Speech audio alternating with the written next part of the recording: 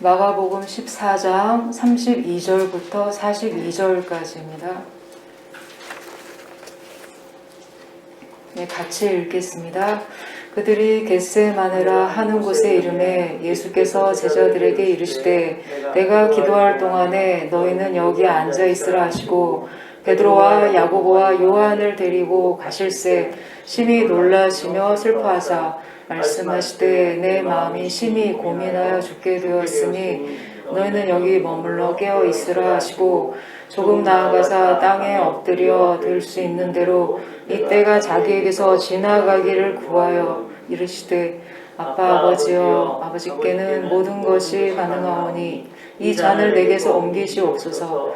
그러나 나의 원대로 마시옵고 아버지의 원대로 하옵소서 하시고 돌아오사 제자들이 자는 것을 보시고 베드로에게 말씀하시되 시몬아 자느냐 내가 한 시간도 깨어있을 수 없더냐 시험에 들지 않게 깨어있어 기도하라. 마음에는 원이로되 육신이 약하도다 하시고 다시 나아가 동일한 말씀으로 기도하시고 다시 오사 보신즉 그들이 눈이 심히 피곤함이라.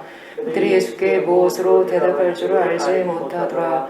세 번째 오사 그들에게 이르시되 이제는 자고 쉬라. 그만 되었다. 때가 왔도다. 보라 인자가 죄인의 손에 팔리느니라.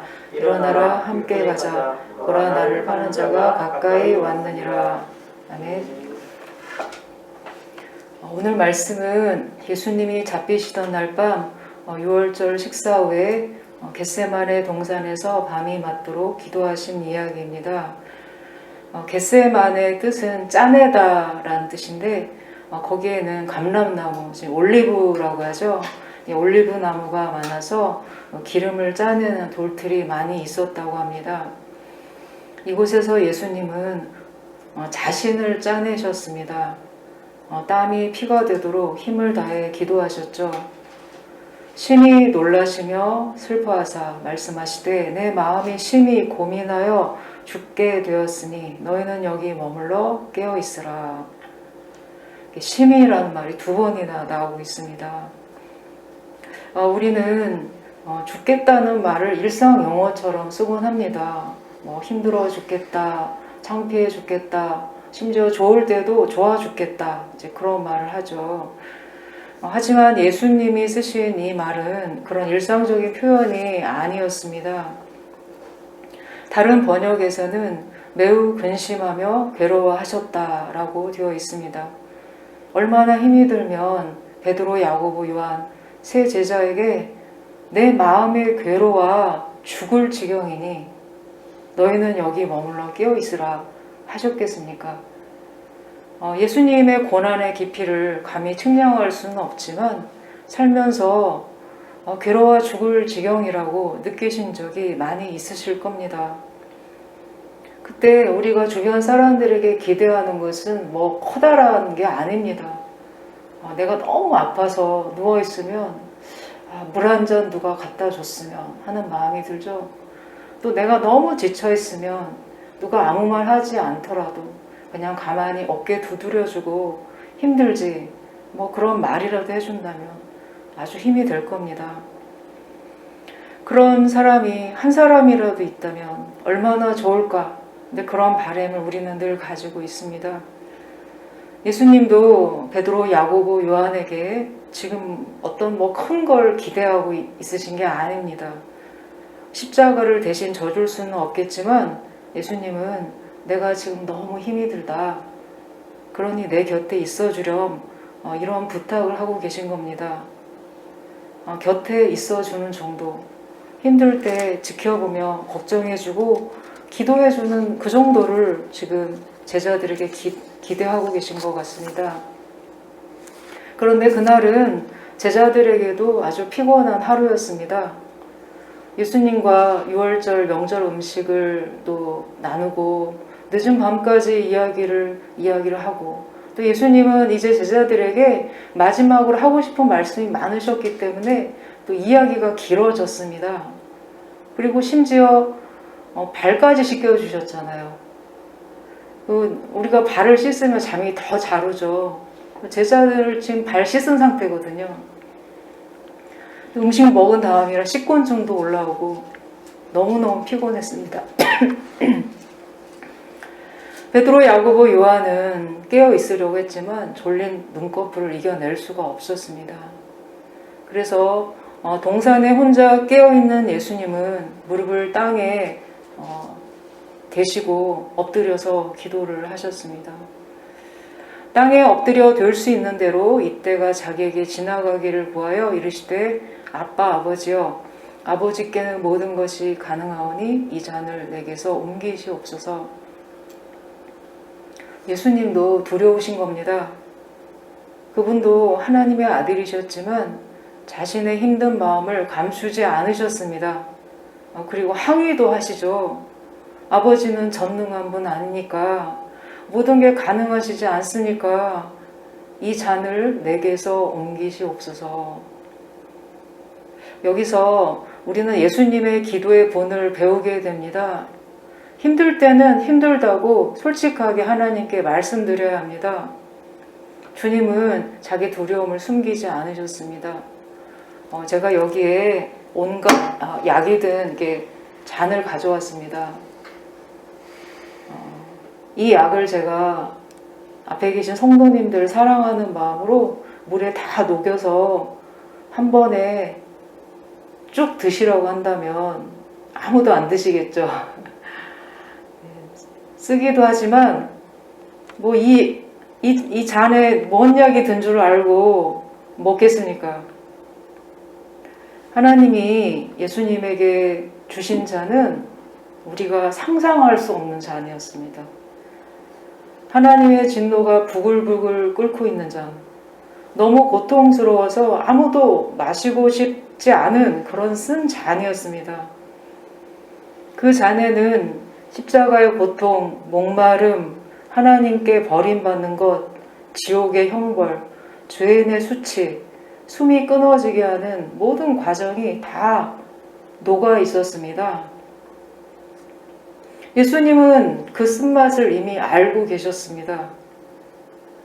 그 일을 차라리 모르고 당하면 그래도 나을 텐데, 그런 일이 앞에서 내게 기다리고 있다.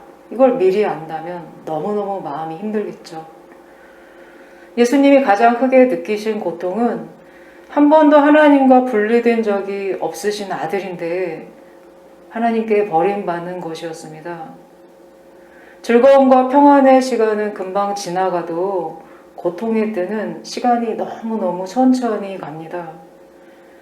한 시간이 1년 같고 하루가 1000년 같습니다. 예수님은 기도하시다가 기진맥진하셔서 제자들에게 오셨습니다. 뭔가 좀 힘을 받기를 원하셨죠. 그런데 제자들은 자고 있었습니다. 시몬아, 자느냐? 내가 1시간도 깨어 있을 수 없더냐? 시험에 들지 않게 깨어 있어 기도하라. 마음에는 원이로되 육신이 약하도다. 예수님은 별로 엄한 선생님이 아니신 것 같습니다. 보통의 선생이라면 니들 안 일어나? 지금 잘 때야? 지금 스승이 얼마나 힘든데 잠이 오냐? 아마 발로 차면서 깨웠을 텐데 주님은 피곤한가 보구나. 마음으로는 원하지만 육신이 약하구나. 그렇게 깨우지를 못하셨습니다. 하지만 시험에 들지 않으려면 기도해야 한단다. 이렇게 부드럽게 말씀하시고 다시 자기 기도 장소로 가셔서 아빠, 아버지 이렇게 흐느끼셨습니다. 하나님은 아무 응답도 하지 않으셨습니다. 예수님은 하늘을 향해 손을 드십니다. 기도 응답을 듣기 위해서가 아니라 하나님이 주시는 쓴 잔을 받으시기 위해서입니다. 어차피 밤새 기도해도 피하지 못할 잔인데 굳이 이렇게 기도를 하셔야 할까요? 주어진 시험을 다 통과하기 위해서입니다. 수험생이 수능일 당일만 깨어 있다고 해서 시험에 패스할 수 있는 게 아니죠. 1년을 다 긴장하며 깨어 있어야 합니다. 제가 오늘 본문을 기도하며 좀 묵상하기 위해서 여러 번 상상력을 동원해서 제가 이렇게 소개해드린 것처럼 기도 본문에 들어갔지만 번번이 실패를 했습니다. 왜 그런가 하고 보니까 제가 세 제자 중 한 명이 되어 있다 보니까 기도 본문도 그렇고 늘 자고 있는 겁니다. 기도 속에서도 자고 있는 겁니다. 그래도 언뜻 예수님이 기도하는 모습은 보았죠. 주님이 오셔서 저에게도 똑같은 말씀을 하셨습니다. 자느냐? 아무개야 자느냐? 한시도 깨어있을 수 없더냐? 그래서 제가 답을 했어요. 주님, 전 예수님처럼 할 자신이 없어요. 어떻게 늘 그렇게 긴장하며 깨어있습니까? 근데 그 말을 한순간 깨달았습니다. 내가 시험에 넘어진 건 기도하지 않아서이구나. 주님도 그냥 이기신 게 아니라 이렇게 기도하셔서 이기셨구나. 수능 과목마다 킬러 문항이라고 있습니다. 아주 어려운 문제죠. 대부분의 수험생들은 그냥 킬러 문항은 아예 그냥 포기하고 그냥 다른 문제들을 맞추려고 합니다.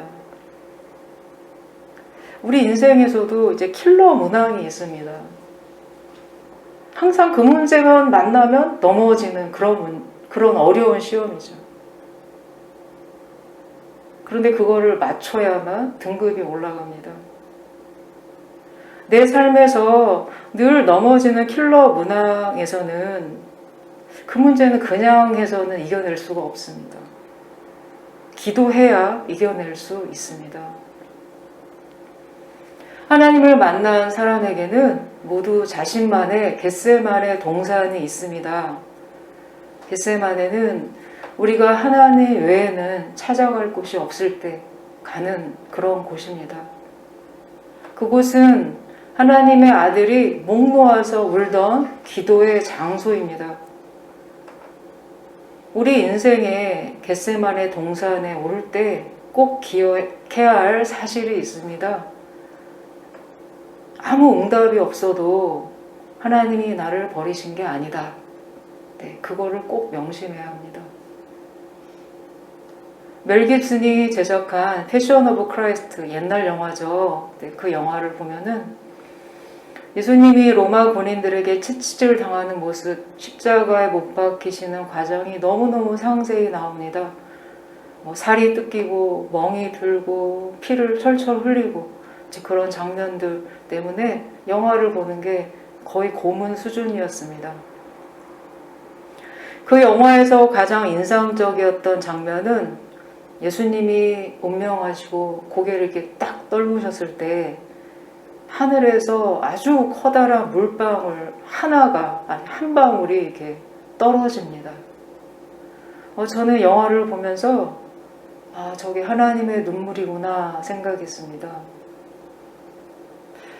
죄인을 대신해서 하나님의 진노의 잔을 다 받고 버림받아 죽었을 때 아들은 아버지가 얼마나 두렵고 무서우셨겠습니까? 그렇게 버림받은 채 돌아가셨는데 사실 하나님은 울고 계셨던 겁니다. 예수님은 겟세마네에서도 그렇고 십자가에서도 그렇고 하나님께 아무 응답도 듣지 못하셨지만 여전히 사랑받는 아들이셨습니다. 예수님은 겟세마네에서 혼자이신 것처럼 느끼셨지만 하나님은 다 지켜보고 계셨습니다.